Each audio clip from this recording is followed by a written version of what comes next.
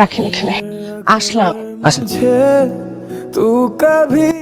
মা আসছে তো আমি কি করবো? মাথায় তুলে নাচবো? আমি তোমার মাকে মাথায় তুলে নাচতে পারবো না, তুমি নাচো। আমি অনেক সহ্য করেছি, আর সহ্য করতে পারছি। তোমার মা বাবা যদি এই বাসাতে থাকে, আমি আজকে রাতের মধ্যে বাসা থেকে চলে যাবো। তুমি এরকম করতেছো কেন? কেন তুমি জানো না ওই মহিলা কোথায়? ওই মহিলার জন্য আমাদের সংসার অশান্তি লেগেই রয়েছে। এ থাকো, কোনো সমস্যা নেই, আমি আর এই সংসার থাকি। তুমি আর তোমার মা মিলে এই সংসারে থাকো, আমি চলে যাবো। কি ব্যাপার? ওই মহিলা সামনে আসছে না কেন? এই মহিলা সামনে আসছে না কেন? সামনে আসেন বলছি। মা তুমি এখানে? ছি নীলা, তুই তো শ্বশুর শাশুড়ির সাথে এভাবে ব্যবহার? তাদেরকে তুই বৃদ্ধাশ্রমে রেখে আসলি? কিন্তু মা তুমি এত রাত্রে এই বাসায়?